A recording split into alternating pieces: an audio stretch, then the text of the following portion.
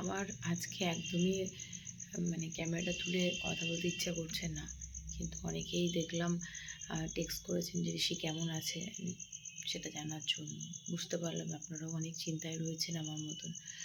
তো সেজন্যই সবাইকে ইন্ডিভিজুয়াল আনসার দেওয়ার থেকে ভাবলাম আপনাদেরকে ঋষিকে একটু দেখাই কেমন আছে ও, আর তার সঙ্গে একটু বলি ডক্টর কী বললেন। আজকে বহরমপুরে নিয়ে এসেই মানে আমরা ঘরেও আসিনি, ডাইরেক্ট ঢুকে স্টেশন থেকে নিয়ে গেছিলাম ডক্টরের কাছে। তারপরে উনি বললেন যে যে মেডিসিনগুলো রয়েছে থাক, তার সঙ্গে অ্যান্টিবায়োটিক স্টার্ট না করলেই না। আর যেহেতু বমিটা বন্ধ হচ্ছে না তার জন্য একটা স্প্রে দিয়েছেন। আপাতত বমিটা বন্ধ হয়েছে, কিন্তু জ্বরটা এখনও আসা যাওয়া করছে। মোটামুটি 5 ঘন্টা গ্যাপেই জ্বর আসছে। প্রচণ্ড গায়ের তাপ। আমি যখন ওকে কোলে নিয়ে বসছি আমি নিজেই ঘেমে যাচ্ছি, মানে এত গায়ের তাপ।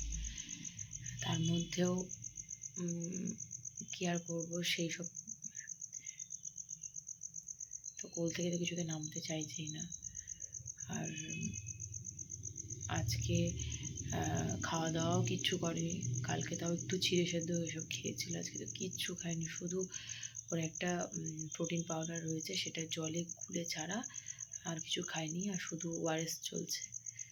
ওই ঘরে এখন পাপার সঙ্গে শুয়ে একটু কার্টুন দেখছে। এবার দেখাই চলুন কী করছে সে। মন মেজাজ আমাদের সকলেরই খুবই খারাপ, একদমই ভালো লাগছে না। আর আমি চাদর গায়ে দেখে বুঝতে পারছেন আমারও শরীর সেই একই অবস্থা চলছে, কিন্তু নিজেরটাকে একদম উপেক্ষা করেই এখন চলছে। দেখি কি হয়, আজকে দিনটা কেমন থাকে সেইভাবে কালকে আবার ডিসিশান নেওয়া হবে। তো কালকে আবার ডক্টরের কাছে নিয়ে যেতে হবে, উনি বলেছেন যে আজকে দিনটা কেমন থাকে দেখুন, দেখেই কালকে আবার নিয়ে আসবেন।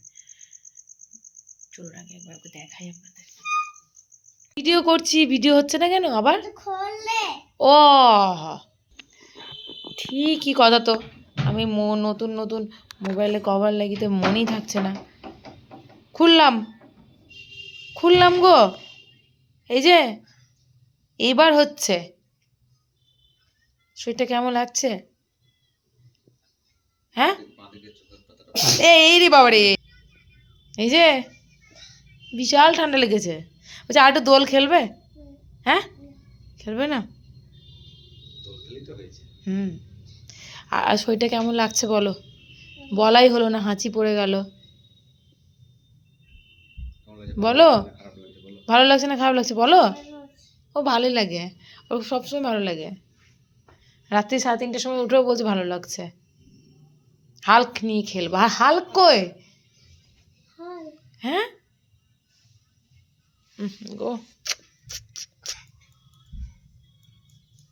চোখটা ফুলে গেছে। বেশ শুয়ে থাকো। এরকম অবস্থাতে এখন রয়েছেন। এবার যাব আমাদের রাত্রে খাবার দাবারের ব্যবস্থাটা করতে। আর ঋষির বাবা তরকা কিনে নিয়ে চলে এসেছে, আমারও ময়দা মাখা হয়ে গেছে, রুটিটা করব। আর কি বলবো, যিনি বাই বাই করে টেক কেয়ার করে সে আজ কিছুই বলছে না। আমারও আর মানে কথা বলতেও ইচ্ছা করছে না, ব্লগ আর কন্টিনিউ করতে ইচ্ছা করছে না। দেখলেন ঋষি কেমন আছে, কীরকম থাকছে, অবশ্যই আপনাদেরকে কালকের ব্লগে জানাবো। ঋষি বলছি বাই বাই করতে পারবে নাকি সবাইকে? ঋষি ও রিচি, ও রিচি বাই বাই করবে, করে দাও।